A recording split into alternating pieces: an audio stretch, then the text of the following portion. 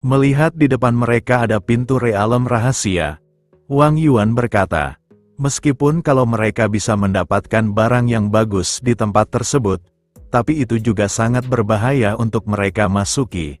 Dan Ye Chuan yang teringat sesuatu tentang bangsa celestial, ia pun bertanya kepada mereka, dan Wang Yuan yang mendengar pertanyaan Ye Chuan itu pun lalu berkata, bagaimana bisa Ye Chuan yang begitu kuat tidak mengetahui soal hal tersebut?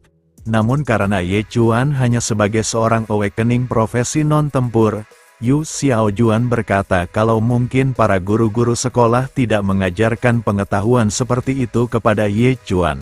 Karena lagi pula, profesi tipe kehidupan biasanya tidak akan memiliki kesempatan untuk menjelajahi realem rahasia baru seumur hidup mereka. Mendengar hal itu, Wang Yuan pun meminta maaf kepada Ye Chuan dan kemudian menjelaskannya, kalau Ye Chuan harus tahu bahwa di dunia mereka, selain bangsa manusia terdapat juga bangsa lain, seperti bangsa monster, bangsa goblin, bangsa binatang, dan lain-lain lagi, dan sementara bangsa celestial yang tercatat dalam sejarah sebagai bangsa terkuat di antara semuanya, Wang Yuan berkata kalau mereka telah lenyap sepenuhnya tanpa alasan yang tidak diketahui. Ye Chuan lalu bertanya kembali tentang apa itu realem rahasia, dan Wang Yuan pun menjelaskannya kembali. Kalau realem rahasia adalah lorong peninggalan bangsa celestial yang mengarah ke dimensi yang berbeda, dan sejauh ini, ada sekitar 40 lebih realem rahasia yang telah ditemukan di seluruh dunia.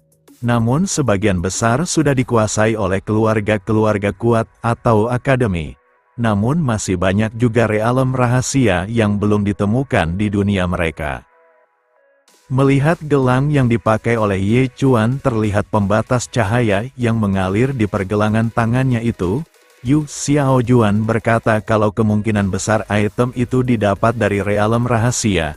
Dan mendengar hal tersebut, Ye Chuan pun menyimpulkan, kalau di dalam realem rahasia pasti terdapat banyak item yang sangat berharga. Namun ia juga sedikit merasa khawatir, karena setiap yang ia lihat hanyalah seperti seekor babi.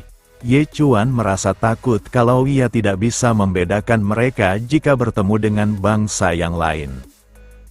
Meski di hari tersebut adalah hari keberuntungan mereka, yang awalnya untuk memburu monster buaya singa dan malah menemukan pintu ke realem rahasia. Tapi jika mereka nekat masuk ke dalam dan menemui semacam bahaya, hal itu akan sia-sia saja. Tetapi, Ye Chuan yang terlebih masuk ke dalam realem rahasia itu, jika mereka takut, Ye Chuan menyuruh mereka untuk pulang ke rumah mereka saja. Sementara di sisi Tuan Lei dan kedua bawahannya, setelah sampai ke tempat terakhir mereka melihat Ye Chuan pada saat mereka menguntitnya, pria yang mempunyai bekas luka di wajahnya pun berkata kepada Tuan Lei, kalau Ye Chuan menghilang di sisi mayat goblin raksasa itu, dan melihat goblin raksasa itu dibunuh dengan sekali tebasan saja, menyadari kekuatan Ye Chuan sudah meningkat drastis, ia pun bertekad akan melenyapkannya sebelum Ye Chuan benar-benar bisa berkembang. Dan bawahannya itu yang menemukan pisau jagal Ye Chuan yang tertancap di tubuh monster goblin raksasa itu. Ia yang mencoba untuk menariknya pun terlihat sangat kesusahan. Dan Tuan Lei yang menyuruhnya untuk minggir agar ia bisa menariknya. Ia yang sekuat tenaga untuk menarik pisau jagal itu pun akhirnya menyadari, kalau pisau jagal milik Ye Chuan tidaklah sederhana, serta meyakini, kalau pisau jagal itu tingkatannya lebih tinggi dibandingkan dengan senjatanya sendiri. Setelah berhasil menarik pisau jagal tersebut, Tuan Lei pun bertanya-tanya, apa yang sebenarnya terjadi kepada Ye Chuan, sehingga sampai-sampai ia meninggalkan senjatanya itu, dan kedua bawahannya pun beranggapan, kalau mungkin Ye Chuan telah dimakan oleh goblin raksasa, atau mungkin juga, setelah ia berhasil mengalahkan goblin raksasa itu, bawahannya berkata kalau Ye Chuan telah ditangkap oleh goblin yang lain. Tuan Lei yang merasa kalau itu ada benarnya juga, tak diduga istri dari goblin yang dibunuh oleh Ye Chuan pun datang kembali, dan ia yang baru saja mengubur kepala dari suaminya dan berencana ingin mengubur tubuh suaminya juga, Melihat di tempat mayat suaminya ada ras manusia yang lain, dengan menggunakan bahasa goblin, ia berkata kepada Tuan Lei dan para bawahannya, kalau suaminya yang bahkan sudah menjadi mayat itu, mereka masih ingin mengganggu jenazahnya, dan Paman Lei yang tak mengerti dengan apa yang dikatakan oleh goblin betina itu, ia yang mencoba untuk menyerangnya pun terlebih dahulu diserang oleh goblin betina itu, dan melihat di bawah kaki mereka terdapat lingkaran sihir teleportasi. Paman Lei pun akhirnya menyadari, kalau goblin betina itu adalah seorang mage, dan dengan amarahnya, goblin betina itu pun mengirim mereka ke tempat monster buaya singa seperti Ye Chuan, untuk bertujuan menjadikan mereka makanan dari monster tersebut. Tuan Lei dan para bawahannya yang dikirim ke tempat tersebut pun berpendapat, kalau mungkin Ye Chuan juga dikirim ke tempat itu. Dan setelah ia berjalan dan melihat pintu masuk ke realem rahasia, ia yang terkejut dengan penemuan itu pun langsung terlihat sangat senang. Karena jika ia melaporkan penemuan itu ke atasannya, Tuan Lei beranggapan kalau ia pasti akan dipromosikan di dalam aliansi Thunder Lion. Dan para bawahannya yang mendengar itu, mereka pun memberikan selamat kepada pemimpinnya itu. Tuan Lei yang sudah yakin kalau Ye Chuan datang ke tempat tersebut, dia yang sudah pasti mengalahkan binatang penjaga realem rahasia itu, pasti sudah masuk ke dalam realem rahasia itu. Dan para bawahannya yang mendengar Ye Chuan berhasil mengalahkan monster tersebut hanya dengan seorang diri, mereka berkata kalau Ye Chuan bukanlah lawan yang bisa dianggap remeh, sehingga mereka pun bertanya-tanya, bagaimana jika Ye Chuan menyergap mereka di dalam realem rahasia itu, dan sambil mengeluarkan hawa membunuhnya. Tuan Lei berkata kepada para bawahannya, kalau mereka tidak perlu khawatir itu, karena Ye Chuan yang tidak memegang senjatanya, dirinya hanyalah seorang penjagal babi biasa-biasa saja. Sementara di sisi Ye Chuan dan yang lainnya, Wang Yuan yang memimpin penelusuran itu pun berkata kepada mereka, kalau mereka tidak perlu khawatir, karena selama mereka ada di belakangnya, Wang Yuan berkata kalau mereka akan aman, dan di sisi Ye Chuan yang menyadari ada seseorang di depan mereka, Yu Xiaojuan yang juga menyadari kehadirannya pun berkata kepada mereka, kalau di depan mereka ada seseorang yang sedang mendekat.